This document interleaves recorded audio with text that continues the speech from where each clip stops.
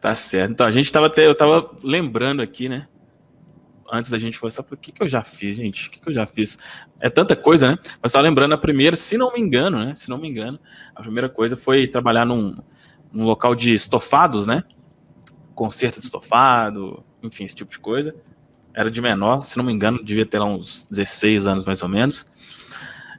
Mas de trabalho, assim, de emprego mesmo, assim, o primeiro que eu tive foi como ajudante eletricista. Eu fiz curso técnico, né? De eletrotécnica, que chama. E trabalhei um tempo como ajudante. Era para ser, né? Tinha todo o conhecimento para ser eletricista, mas não tinha oportunidade lá onde trabalhava e tal. Então fiquei um tempo lá como ajudante de eletricista. E aí já entra, já vai pegando um pouco aí do onde nas histórias a gente começa a aprender algumas coisas, né? Eu tava lembrando esses dias, por que que eu saí, né? Por que que eu deixei esse trabalho e foi depois desse trabalho que eu já comecei a fazer algo próprio, né? Eu não sei aqui se alguém já sentiu num ambiente de trabalho humilhação, sabe? Uma coisa assim. Eu foi por esse motivo, né? E assim, como que a gente tem que ser, quando a gente fala de gratidão, né, cara? Gratidão por essa humilhação. Talvez se não fosse ela, eu não teria tomado a atitude de ter saído, né? Com Mas certeza.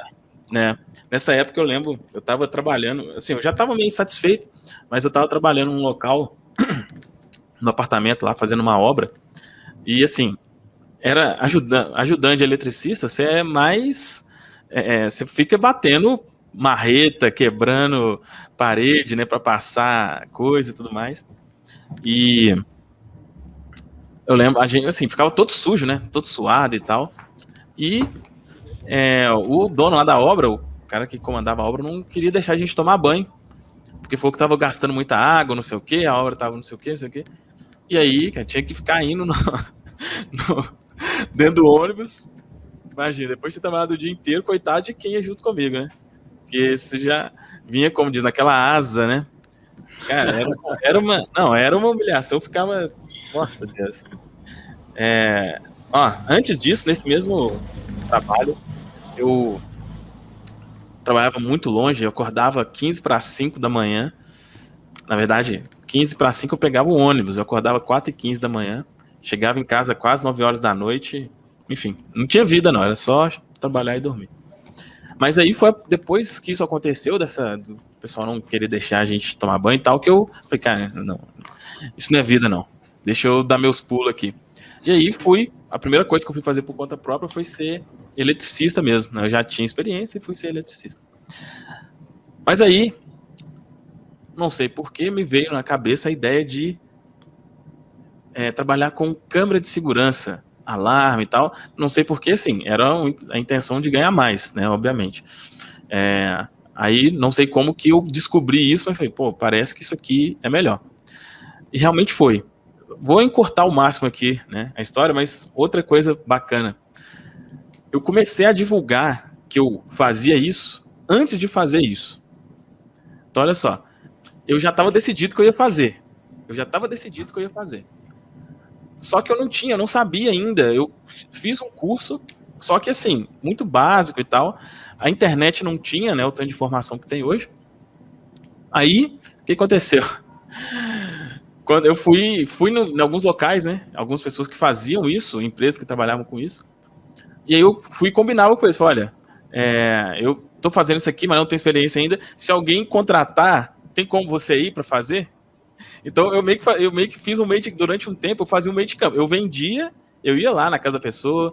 Então, antes eu ia na empresa e falava, quanto que é para colocar a câmera, não sei o que, os caras falavam. E eu colocava um valor em cima e vendia. E chegava lá no dia, eu chegava como dono do negócio, vamos dizer assim, os caras que faziam. Mas enquanto eles iam fazendo, eu ia olhando tudo, né? Ia olhando tudo que eles estavam fazendo e tal. E aprendi desse jeito. Aí, olhando e fazendo junto ali também, né? E aprendi assim. E aí depois eu mesmo comecei a fazer por conta. E, pô, cheguei a fazer aqui o maior evento da cidade aqui, toda a parte lá. Era uma coisa assim muito boa. Que eu falo, né? Que eu deixei realmente por uma questão de não merecimento. Na época, recebi um valor bem considerável, assim, por esse tipo de serviço, né? Era bem comum fazer coisa de R$1.000, R$1.500 em um dia, que até hoje é uma coisa, né, relevante, mas imagina 7 anos atrás, né? Coisa que eu não ganhava isso nem um mês no emprego anterior. Né? Mas aí, enfim, desisti.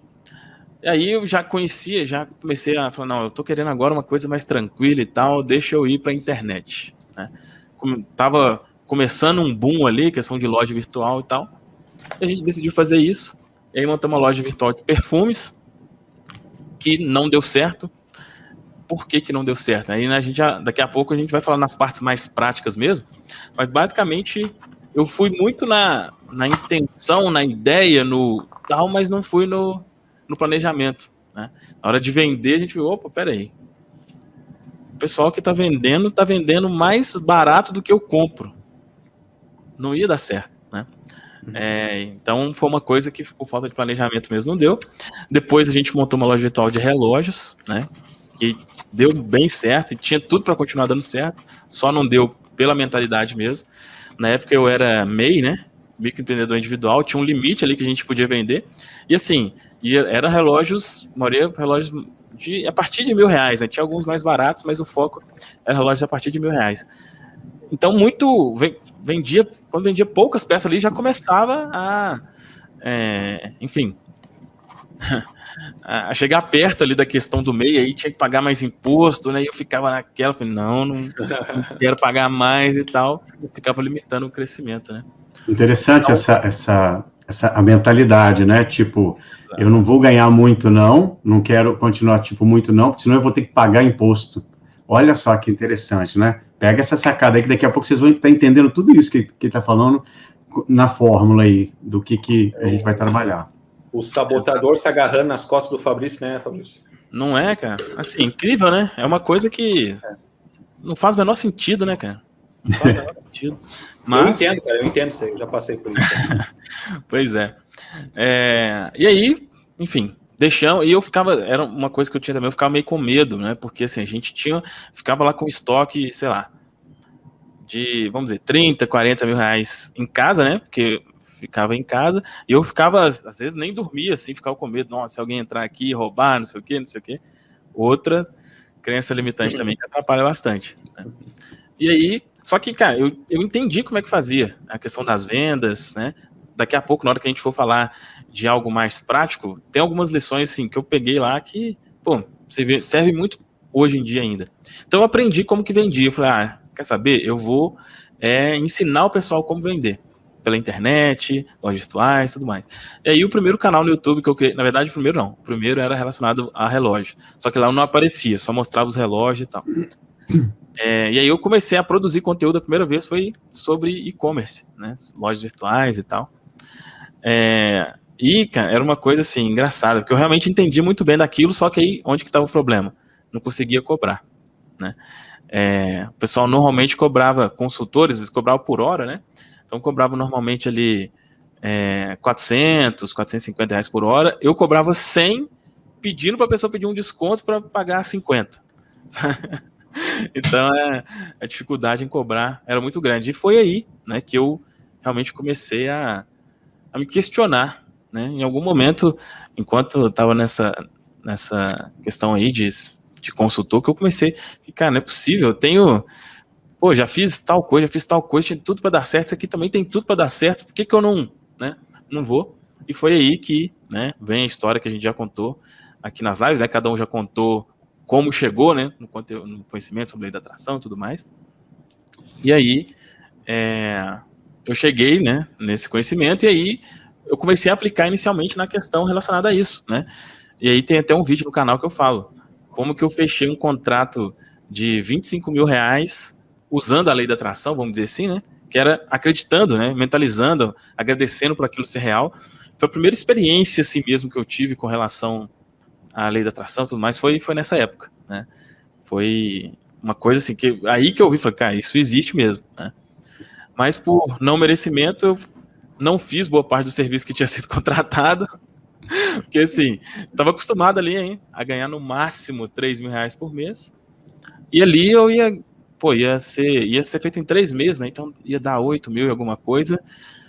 Eu não aguentei, falei, não pode, não sabia disso, né? Mas inconscientemente eu falava, não, eu não posso ganhar 3 mil por mês. Isso aí tá muito, tá? E aí eu me sabotei, né? E acabou que eu só fiquei lá nos 3 mesmo, que a mulher pagou 10, né? Acho que um pouco menos na época. Enfim, acabou ficando dentro dos 3 mesmo. Então até aí foi assim, a época ali de luta mesmo, né? De dificuldade e tudo mais. Mas mesmo depois disso, assim, eu continuei mais um tempo como consultor e as coisas começaram a se estabilizar, tudo ali agradecendo, acreditando e tudo mais. E eu cheguei ali, sei lá, fazer uns 4 mil por mês, mais ou menos com isso, que para mim já era uma coisa assim, já não passava aperto, pelo menos, né? E aí, depois disso, a partir daí que a questão do desenvolvimento pessoal, de compartilhar, né, o que tinha me transformado, eu comecei a falar do livro Poder do Subconsciente, né? Eu comecei a ler o livro do Poder do Subconsciente, postei ele no canal, e aí, a partir daí, entrei a fundo nesse assunto, e aí foi quando realmente a questão financeira deu uma virada tremenda, né? Foi quando, a minha grande virada assim mesmo, foi quando eu falo que veio para mim, né, a ideia de fazer reprogramações subliminares, né? Eu já estava com bons resultados ali, usando algumas técnicas tradicionais, né, de afirmações e tudo mais. Eu ficava me perguntando, né, como é que eu poderia fazer para facilitar, né, para conseguir realmente, enfim, mudar a mente de uma forma mais fácil. E aí me veio assim, meio como se fosse colocado lá na minha mente, essa ideia. Eu comecei a pesquisar sobre isso, comecei a fazer teste, e aí, enfim, depois de um tempo, eu falei, cara, eu criei um negócio aqui diferente, né? E deu muito certo para mim, e aí eu comecei, e aí a gente vai entrar, né, daqui a pouco na parte prática, que é a questão de vender o conhecimento, né? Como foi uma coisa que eu falei, isso aqui deu muito certo para mim nesse sentido. Será que isso aqui serve, por exemplo, também para a pessoa parar de procrastinar? Será que serve para eliminar sentimento negativo? Será que serve para isso? E eu, serve. Então eu comecei a oferecer esse serviço para outras pessoas. Depois comecei a vender as reprogramações, né, para eliminar a procrastinação, para aumentar a autoconfiança, para eliminar crenças limitantes. E foi aí que teve realmente a grande transformação, foi com isso, né? Quando eu comecei a, vamos dizer assim, vender esse conhecimento, inicialmente ali no 1 a 1, né, de forma personalizada, mas depois da forma que é hoje, né, de uma forma mais abrangente, e essa inclusive é uma das coisas que a gente vai aprofundar daqui a pouco.